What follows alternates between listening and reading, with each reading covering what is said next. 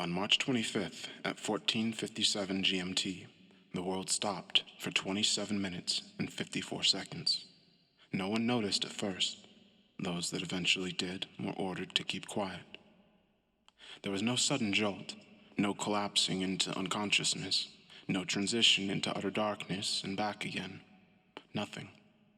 For everyone, time had appeared to pass as normal, 1 second moving uneventfully into the next. Birds flew, people talked, and the wind and rain blew and fell respectively. Nothing had occurred to indicate that anything untoward or unexpected had happened to the inhabitants of the Earth. Only those who looked beyond our planet and its ring of constantly chattering satellites now found that the rest of the universe told a different story. NASA and related space agencies noticed first. Signals to ongoing missions beyond those in orbit around the Earth were off by almost 30 minutes.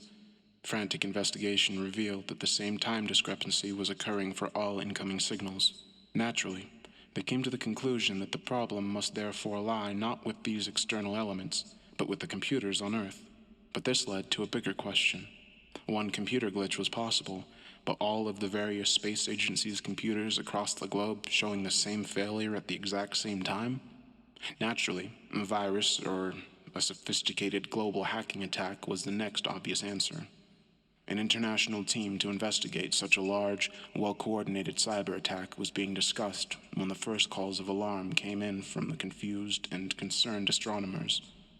The true significance of what had actually happened became known.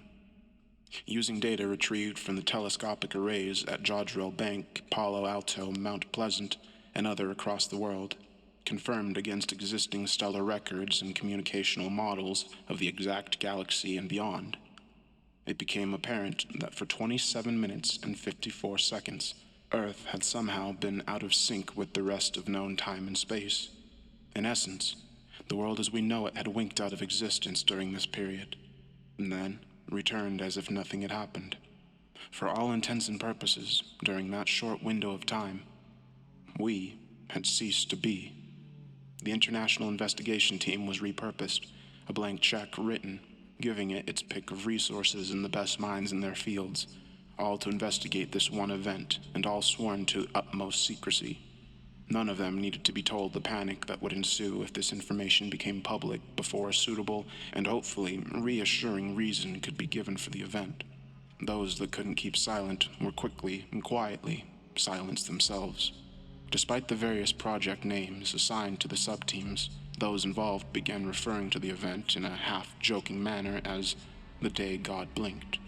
In casual conversation between project members, this was eventually shortened even further to just the blink.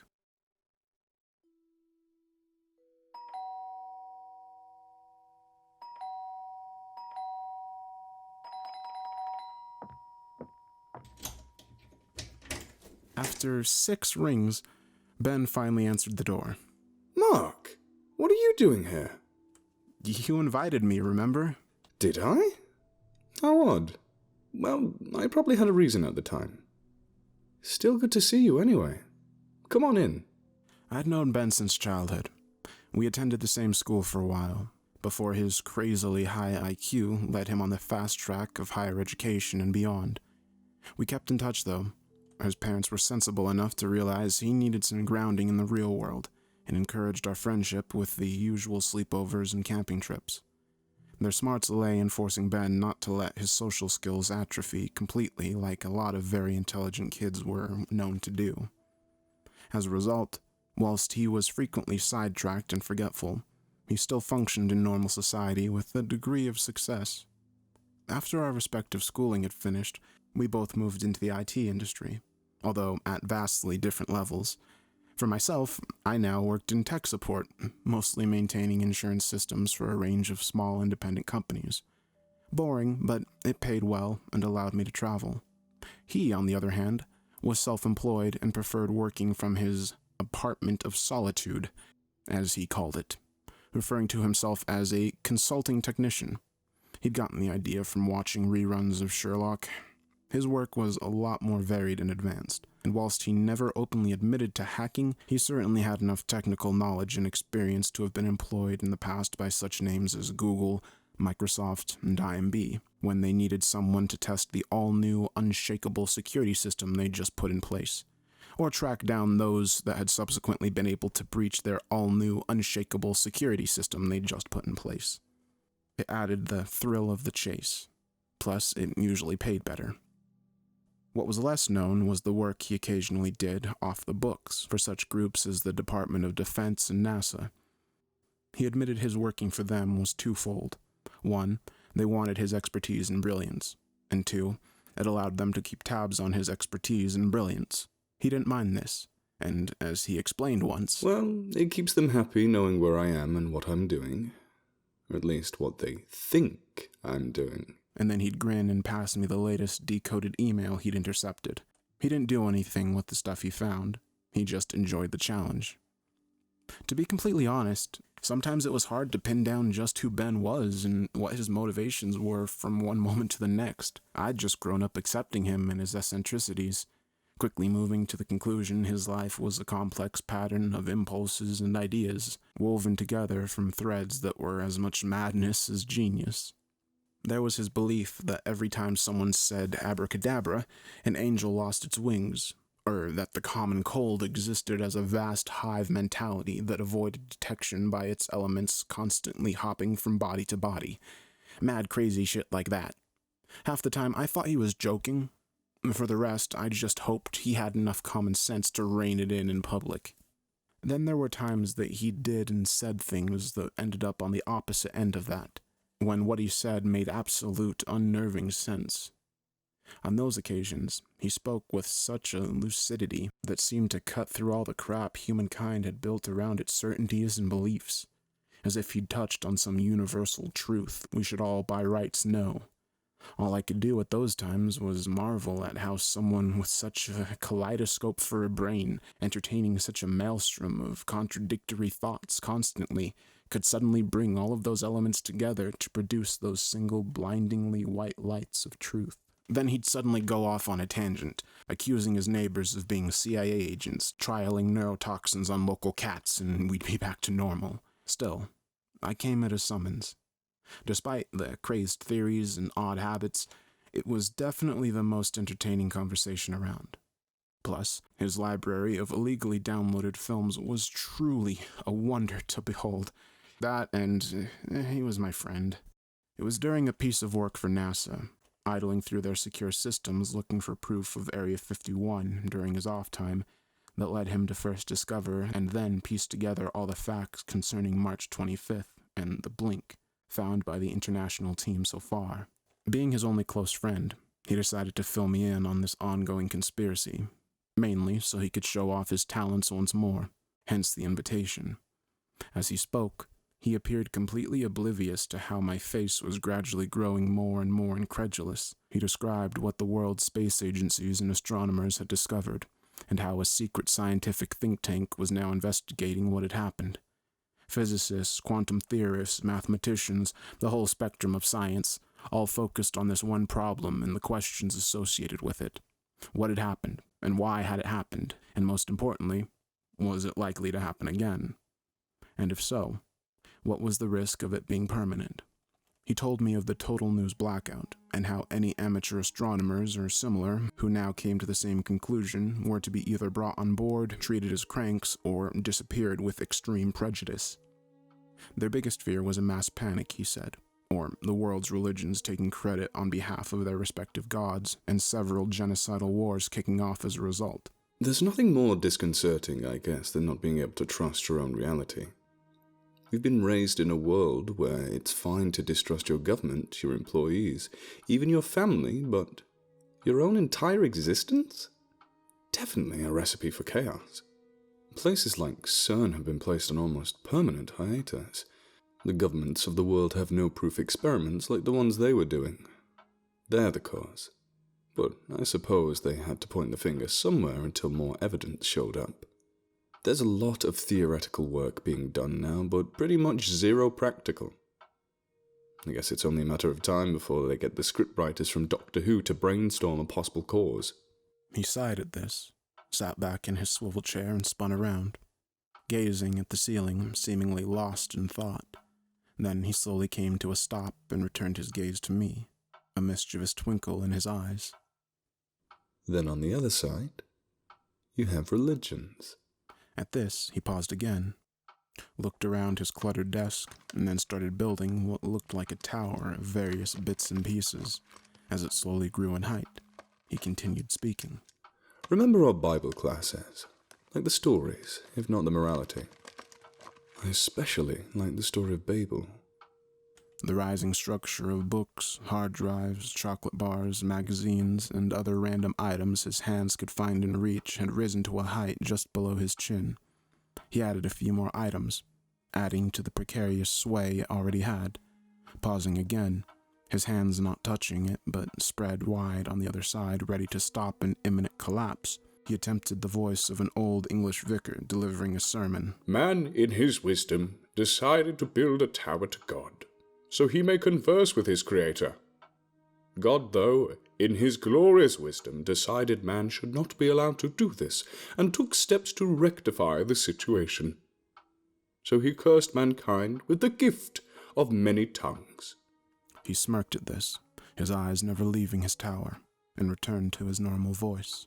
Well, many a project, plan, or piece has been ruined by the inability of people to understand each other. It might be that humanity is overreaching itself again. With the final proof of existence of the Higgs boson, maybe God's decided we're getting too close again, and he's selfish about his tricks. Time for another lesson, perhaps. At this, he slowly closed his hands into fists on either side of the precarious edifice he had created. Then, with a single finger, gingerly pushed it near the top. With a crash, his metaphorical tower scattered across the table and the floor. He waited until the sounds of books and rubbish falling had died away before speaking again, this time in a thoughtful voice. Maybe the blink, as they call it, was God giving us a heads up. A warning to stop encroaching on his intellectual property, else risk the consequences. Then he grinned, his tried and true atheism once more reasserting itself. Personally, looking at all the facts so far accumulated, I believe the answer lies even further afield, he said, a knowing smile on his face. I took a comfort break at this point, shaking my head at this new conspiracy theory. When I got back, he'd moved on already, his head now buried in the side of a PC tower case now perched on a different desk he'd reserved for mechanical endeavors. It was quiet for a while, broken only by his humming as he fiddled inside the case while I looked for somewhere reasonably clean to sit. Then, abruptly, he spoke again, his voice oddly masked by the case. As I was saying, I believe the answers they seek lie further afield. I have statistical proof, in fact. Statistics? You? He'd often laughed at statistics in the past and blamed them for 63.75% of the world's ills. In his mad pedantry, he had indeed worked out a formula that he said proved this figure. That being said, he told me once he could destroy the world with a single spreadsheet, and in my more fatalistic moments, I honestly believed him. I accept statistics in all their perceived infallibility are the most fallible things in the world, he mumbled from inside the case, reaching aimlessly for the screwdriver on the desk next to him with a hand colored orange and black from a mixture of grease and Cheetos. Take a work of fiction and add numbers to it, and suddenly it becomes non-fiction. Add a pie chart and a graph and it becomes an inviolate truth. Bollocks, said I, only half listening as I lounged on a large, dirty beanbag littered with wrappers and odd wire. He'd then retracted his head from the case, looked me in the eyes, and said with a devilish glint in his own, Pass it to the right people in the right places at the right time, and it becomes law. I replied, deciding not to entertain his paranoid fantasies further in favor of a magazine I'd just found on the floor amongst all the other junk haphazardly discarded as part of his less-than-ordered, less-than-sanitary lifestyle.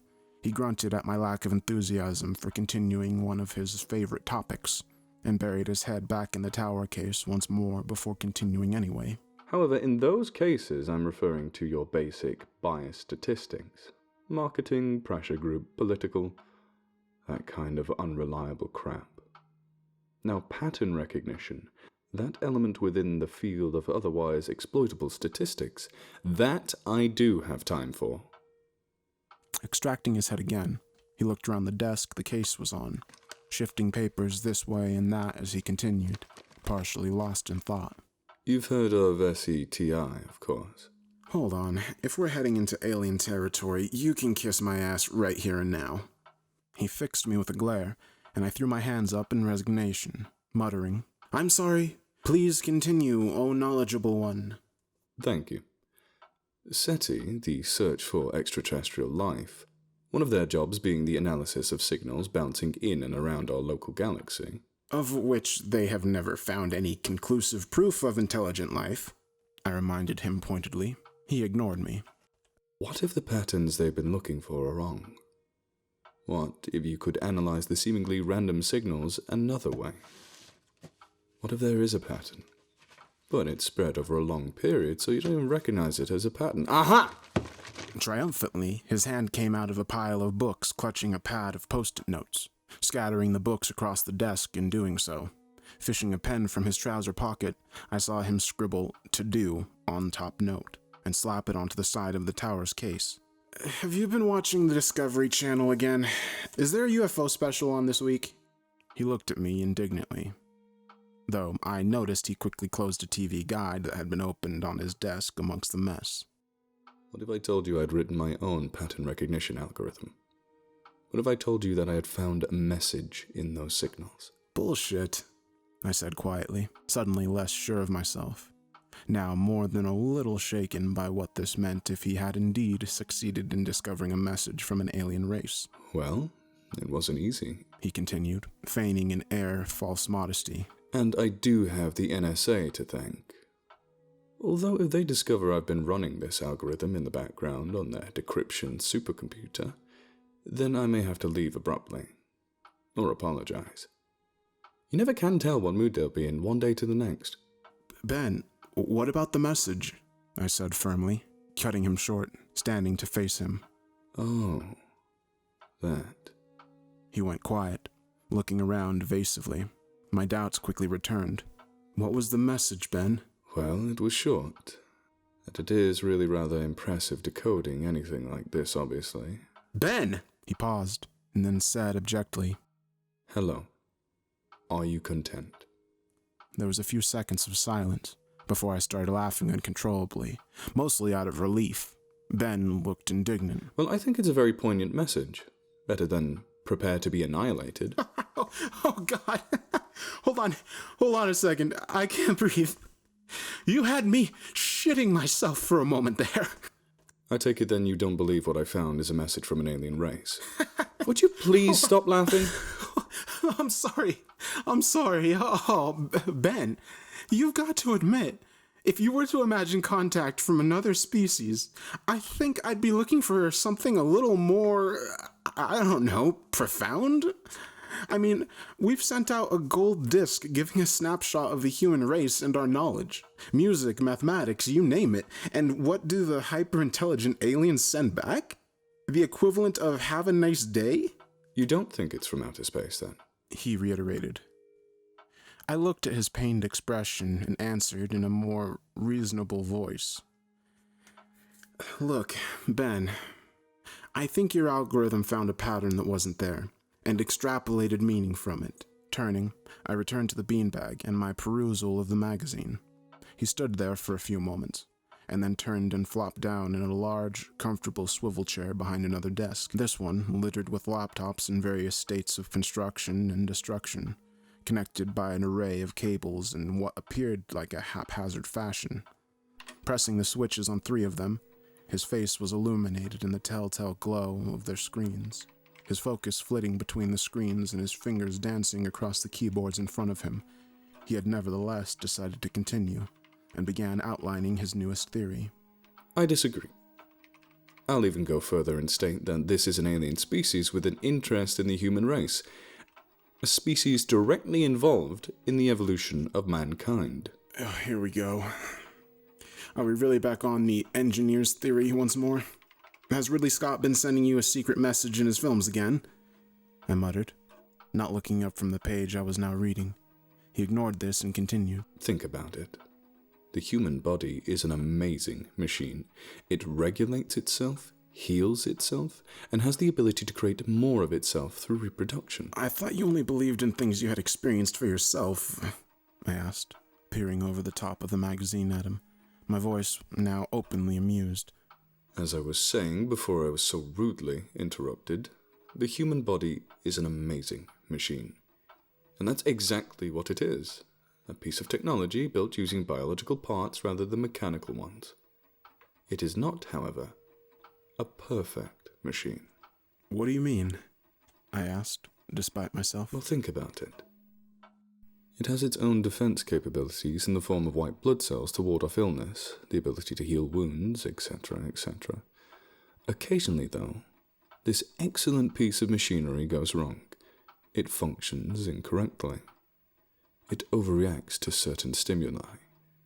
It has a faulty piece of code, if you will. And what's that? Why, cancer, of course. What? I asked, shocked despite myself. It was only another crazy conversation with Ben, but the word cancer always sent an involuntary shiver down my spine. I'd seen enough of its effects on friends and family to be adverse to even its mentioning. Cancer is the body performing incorrect actions, creating cells where it does not need to. It's not an attack from an external source causing this, but rather an internal failure of the biological system. A mistake, nothing more. We have, in essence, a design flaw, and if our god or gods are supposedly infallible, then logic dictates we are not built by a benign, omnipotent being, but rather are constructs of more fallible ones. Action should be taken to rectify these errors. To complain, if you will. Despite myself, I took another look over the magazine at him, nervous now for a reason I couldn't quite put my finger on. What did you do? Why, I sent them a message back telling them this, of course. I hadn't seen Ben in 6 months. Work had kept me busy in London, and he wasn't one for texting or casual telephone conversations to catch up. Then one day he called me up suddenly to come visit. This time, snippets of information about the blink had begun to leak out on the internet, on even some of the more respected sites and journals. Most normal people saw it as just another mad conspiracy theory.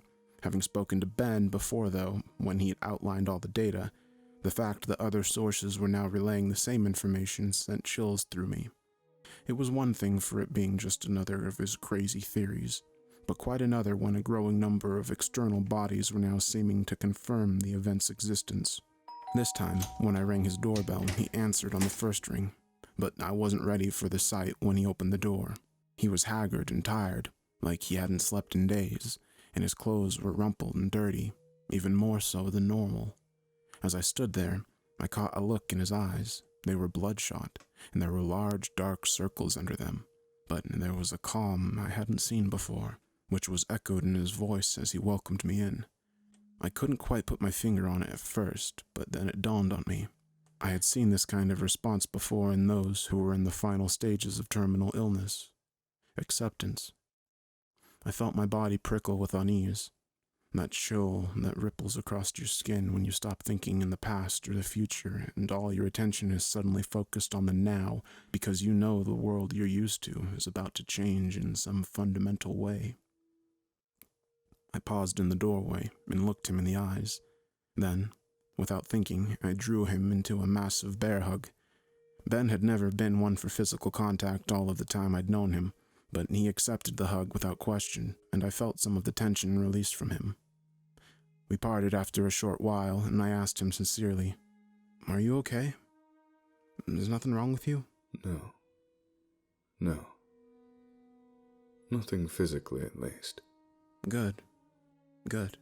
Because you look like shit. He laughed weakly at that, and then quieted. We stood there silently for a few moments, before the thought that had been nagging at my mind since he'd invited me forced itself out.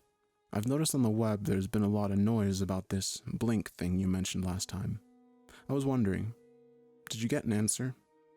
He smiled weakly, ignoring my question, inviting me in and simply pointing to the large beanbag for me to sit, as I had done so many times before. If anything, his apartment was even messier than last time, But somehow, the impression of organized chaos was gone. This was just a mess that had been left to accumulate, like the owner no longer cared. As I sat down, he went over to a desk and fiddled with a laptop, moved some random items on the desk, almost like he was stalling. Then, turning to face me, resting himself against the desk, he asked me in a vague voice. Do you remember what I was talking about the last time you visited? You mean the alien thing? I answered, trying to make my voice sound light, the smirk on my face forced and obviously fake. I'd given in to his suspicions and he knew it. Before, he would have rubbed this fact in my face, but today, he didn't. Such things didn't seem to matter to him anymore, which made my voiceless fears even greater. Not just humanity, but all life on Earth has been engineered. An external source created it and maintained it. It is my belief. At this, he laughed a dry, mocking laugh at his use of a word he had previously despised. It is my belief now that the Earth has experienced various stages of life. There have been several of these stages back from when the Earth was first formed, up to and including today. Of these earlier versions, we have no substantial evidence. The last one before us, though, we do have several indicators lying around. He left it hanging, waiting for my mind to catch up. It didn't take long, although I was surprised at how easily I was accepting what was possibly another one of his eccentric theories. You mean the dinosaurs, don't you? I said quietly, his restraint somehow infecting me as well. A small smile arranged itself on his lips, though the sadness never left his eyes. Indeed, those big stumbling sods before us. For the sake of clarity, I've classified them as version 5.0 of life on Earth. We are version 6.0, I now have reason to believe. What about your message? Did you get an answer? I asked again, a bit more impatiently. Not just my message. The Earth's been sending radio signals and more out for quite a few years now. What are you trying to say, Ben? If we can find their signals, as I've proven, they can certainly pick up ours. Even the unintended ones. What are you trying to say, Ben? That they got our messages and they took action. I tried to swallow now in a dry throat. What action? You work at technical support. What is usually your first recommendation when something stops working correctly? I don't know. Usually turning it off and back on does the trick in a majority of cases. At this, my voice trailed off as I realized what he was implying, and the lost 27 minutes and 54 seconds. Ben started laughing, trailing off into a sad cough as he saw what he'd said take hold in my mind. Then suddenly went off on a tangent, just like the old days, and I listened despite the sick feeling in the pit of my stomach at what I was now thinking. Chariots of the gods! Chariots of the frigging gods! Imagine that. Aliens coming down to teach ancient civilizations new tricks. Or maybe they didn't. Maybe version 6.0 was still under warranty at the time, and part of the warranty included on-site maintenance. Hell, my money's on Greek gods actually being extraterrestrial consultants sent down to fix bug problems. Makes you wonder which fucked up piece of code triggered Pompeii. I suddenly raged. Maybe he was in one of his mad faces again, but I knew that he wasn't. The sane, logical part of me didn't want any more truth. I knew I couldn't handle any more. I looked up, and Ben was staring at me, not in anger, but in sympathy. He settled down next to me on the beanbag, passing me a beer he had obviously just fished out of the small fridge he kept behind his desk. I took a long swig, let my breath settle, and then passed it back. Taking that as a cue to continue, he did, but quieter this time, less tinged with the hysterical note that had appeared to be emerging in his speech earlier, like he'd reached the peak of his madness and was now trailing off. It would explain why so many people believed in pantheons of gods back in the day.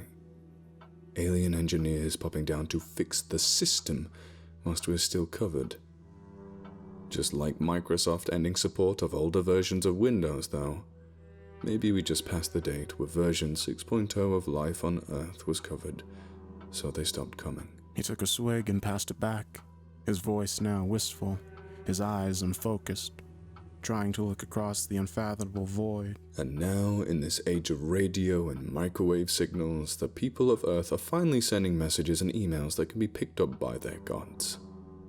Bemoaning this and that failure with their bodies, their families, and the world around them, demanding answers, and these messages tumble out across the ether of space, picked up by some backwater tech support desk in some forgotten nebula. The number of messages reaching across the critical mass, a statistical point where action must be taken, and some alien equivalent of a high school dropout named Gary checks a scrap of paper on his desk for the instructions to an age-old piece of software. He downed the rest of his beer, and he turns it on and off again. Silence reigned for a few minutes, during which he stood and made another trip to the fridge, this time bringing back several more bottles. He settled back down on the beanbag and passed me one before he spoke again. I looked at him incredulously and demanded, "Jesus, Ben, what did it say?" His eyes were dark, pausing a long while before reaching into his back pocket and slowly unfolding a piece of paper, mumbling something about decryption software, language analysis, and word auto-formatting before passing it to me.